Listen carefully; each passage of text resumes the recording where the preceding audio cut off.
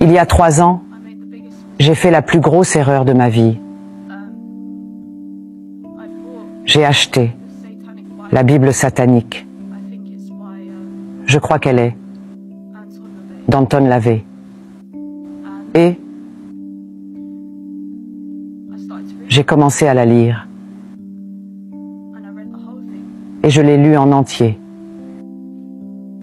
Et puis, la pire chose qui me soit jamais arrivée, des choses que je ne pensais même pas possibles, des choses que je croyais irréelles, me sont arrivées. Et oh Seigneur, donne-moi la force. J'ai donc lu cette Bible. J'ai lu cette Bible satanique. Et pour faire court, j'ai senti cette luxure m'envahir. Et j'ai commencé à avoir des rapports sexuels avec quelque chose que je ne pouvais pas voir.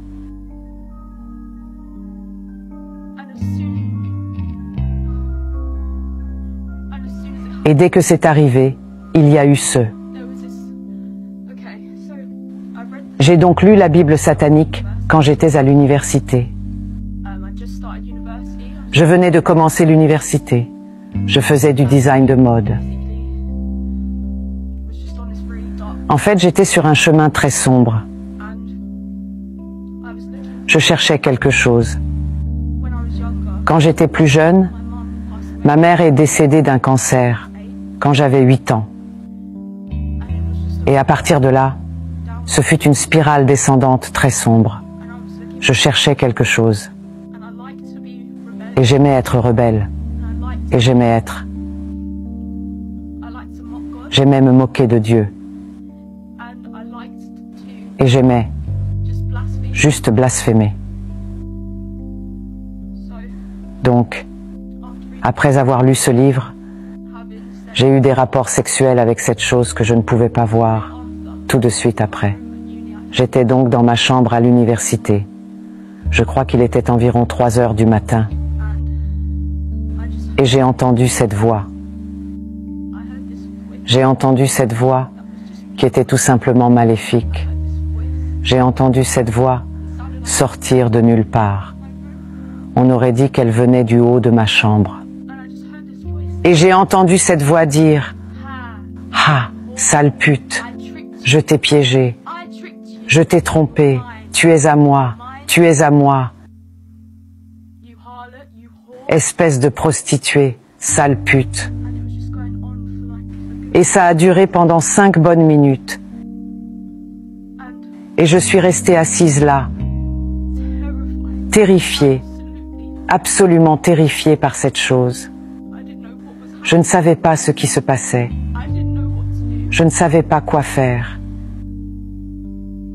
Une fois que ça s'est arrêté, il y a eu cette horrible présence autour de moi. Il y avait cette horrible présence dans ma chambre à l'université. Et elle a commencé à m'attaquer au bout d'un jour. Dès que c'est arrivé, je me souviens d'avoir pleuré, d'avoir été hystérique. Je ne savais pas trop quoi faire. Mais dès que c'est arrivé, j'ai commencé à prier Dieu. J'ai commencé à prier comme je n'avais jamais autant prié de ma vie. J'ai affiché des prières sur mon téléphone. Je les ai affichées partout dans ma chambre, complètement hystérique, en me disant « Qu'est-ce que c'est ? Je ne sais pas ce que c'est. » Je me souviens d'avoir couru hors de ma chambre avec cette Bible satanique. J'ai essayé de la brûler à l'extérieur de mon logement, mais je n'y suis pas parvenue. Je l'ai donc jetée dans les buissons, près de mon logement. Désolée pour la camionnette de glace. J'ai commencé à paniquer. Et ce n'était que le début. Je suis retournée dans ma chambre d'étudiante Je suis désolée, je suis dans tous mes états. J'étais dans ma chambre d'étudiant, et après ce qui s'est passé, j'étais figée et absolument terrifiée. J'ai frappé à la porte de ma voisine et je lui ai dit « Je viens d'entendre une voix dans ma chambre. Peux-tu venir rester avec moi ?»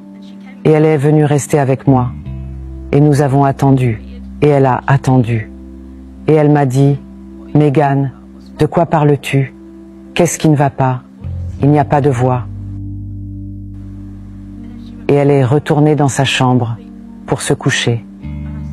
Et je suis restée tendue toute la journée. J'essayais d'oublier cela.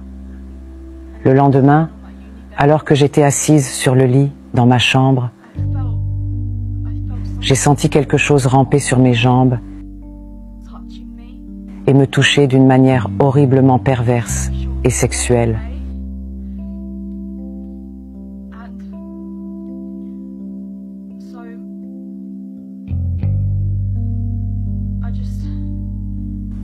Je ne savais pas quoi faire, puis je l'ai entendu me parler. J'ai entendu cette chose me dire « Tu sais que tu le veux, tu sais que tu le veux ».